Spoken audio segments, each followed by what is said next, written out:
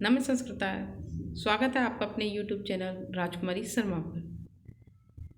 आज हम पढ़ने जाएंगे नपुंसकलिंग रूप। इससे पहले हम पढ़ चुके हैं पुल्लिंग के, स्त्रीलिंग के, और आज हम पढ़ने जाएंगे नपुंसकलिंग के। लिंग हमें पहले ही पढ़ चुके हैं, 3 लिंग होते हैं, स्त्रीलिंग, पुल्लिंग और नपुंसकलिंग। तो जो पुल्लिंग है, पुल्लिंग में आते हैं पुरुषों के रूप, पुरुषों के मतलब नाम, और स्त्रीलिंग में आते हैं स्त्रियों के नाम, और नपुंसकलिंग में जो ना तो स्त्री है और ना पुल्लिंग है, उनके नाम किस में आएंगे? नपुंसकलिंग में। ठीक है, यानी कि जिन जिन शब्दों को हम ना तो पुल्लिंग में रख सकते हैं ना स्त्रीलिंग में रख सकते हैं, उनको हम रखेंगे नपुंसकलिंग में। ठीक है, तो पहले हम पुल्लिंग में जैसे राम का, हरि का, गुरु का, पिता का, ये रूप हम पढ़ चुके हैं। और स्त्रीलिंग में जैसे रमा का है, और धेनु का है, नदी का है, मातृ शब्द है, तो ये शब्द भी हम पढ़ चुके हैं। ये क्या है, किसमें आएंगे? स्त्रीलिंग में। आज हम पढ़ने जाएंगे नपुंसकलिंग रूप। उसमें नपुंसकलिंग में आएगा सबसे पहले फल का। फल यानी जो खाने पीने के फ्रूट्स होते हैं वो। तो फल क्या है, कौन सा अकारांत है, इकारांत है या उकारांत है, आप ये बात क्या करेंगे, आप मेरे को कमेंट बॉक्स में लिख करके ज़रूर बताएंगे, ताकि मैं चेक कर सकूं कि आपको हमारा पढ़ा हुआ याद मतलब समझ में आ रहा है या नहीं आ रहा है। तो आज हम क्या पढ़ने जाएंगे? फल का रूप। फल, ठीक, ये शब्द क्या है? नपुंसकलिंग। क्या है? नपुंसकलिंग क्या है? शब्द रूप है। हम पहले भी बता चुके हैं कि जब तक विभक्ति ना लगे तब तक तो वो शब्द कहलाता है, और जब उसमें जिस शब्द में विभक्तियां लग जाए तब वो क्या कहलाता है? पद, है ना। तो अभी तक तो ये क्या है? शब्द। अब जब हम इसके फलम फले फलानी रूप चलाएंगे तो वो क्या जाएंगे? पद कहलाएंगे। जैसे फलानी है तो फलानी को अब हम क्या कहेंगे? पद कहेंगे। फल, फल तो क्या है? शब्द, लेकिन फलानी क्या है? पद। ठीक है, क्योंकि उसमें विभक्ति लग गई है। अब ऐसे जमाने के बाद में हम सबसे पहले डायग्राम जमाते हैं, जिसमें से विभक्ति आएगी सबसे पहले। विभक्ति, विभक्ति कौन से लिंग में आएगा? स्त्रीलिंग में। इसलिए हम प्रथमा, द्वितीया, तृतीया, चतुर्थी, पंचमी, षष्ठी, सप्तमी और संबोधन।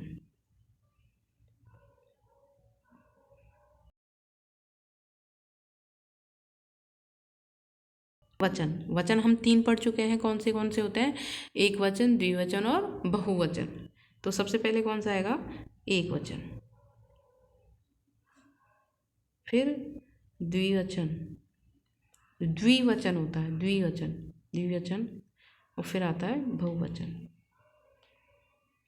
ठीक, अब देखो, अब रूप पढ़ेंगे हम। फर्स्ट में बनेगा फलम। क्यों? ये नपुंसकलिंग है इसलिए फलम है। फलम, फले, फलानी। ठीक, यानी कि फलम का मतलब एक फल, फले का मतलब 2 फल, और फलानी का मतलब बहुत सारे फल।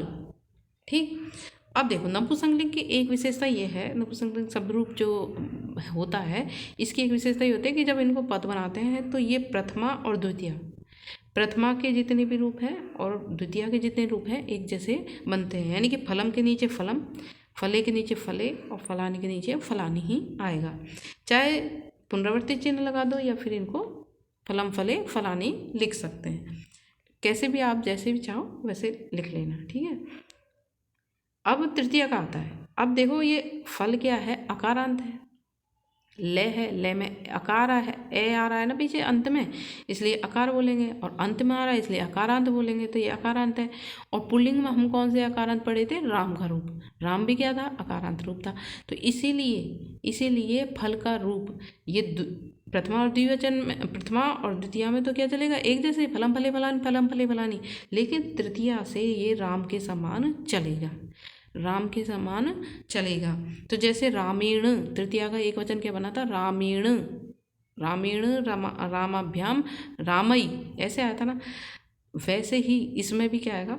फलेन, जैसे रामेण वैसे ही फलेन। फलाभ्याम, जैसे रामाभ्याम वैसे ही फलाभ्याम।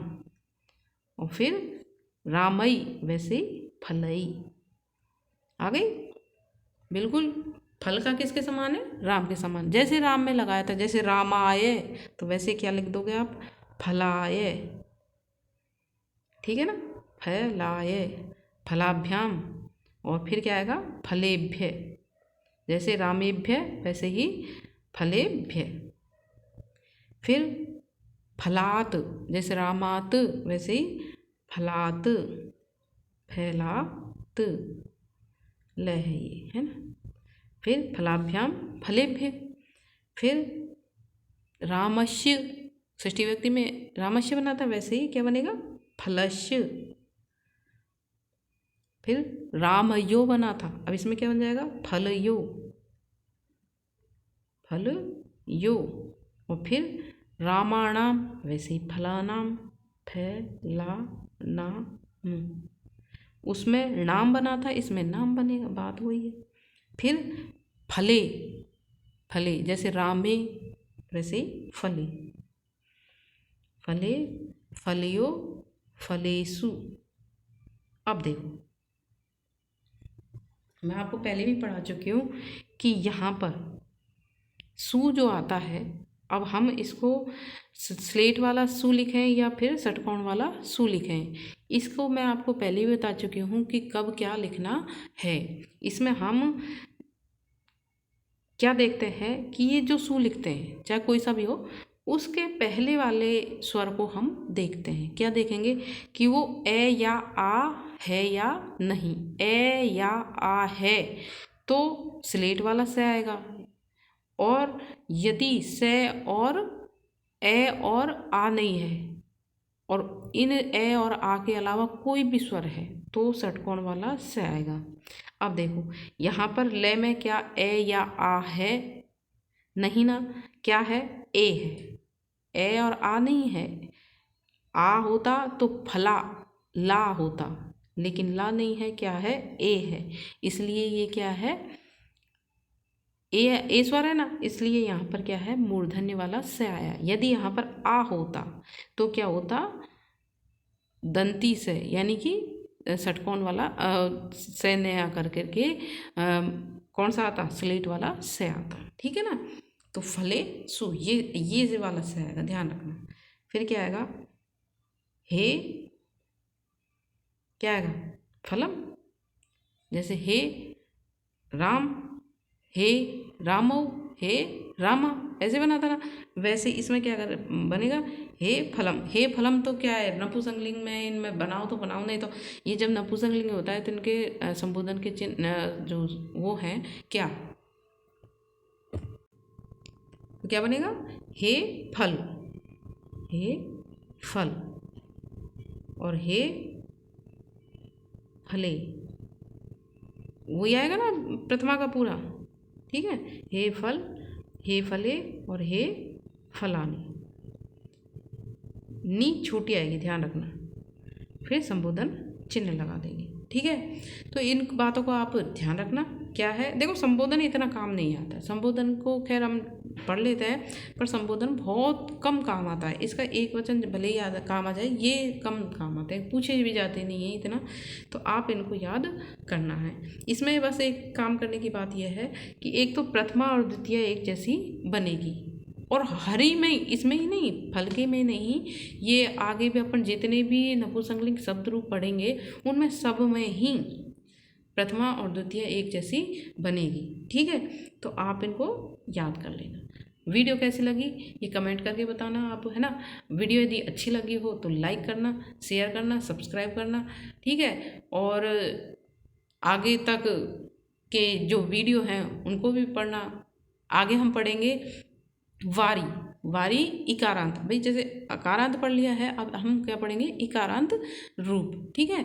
तो इकारांत रूप हम जब पढ़ेंगे तो उससे पहले हम कुछ और नई नई बातों को बताएंगे जो अधिकांशतः नहीं बताई जाती, लेकिन हम उसमें इम्पोर्टेंट चीज़ बताएंगे, तो आप उसको देखना।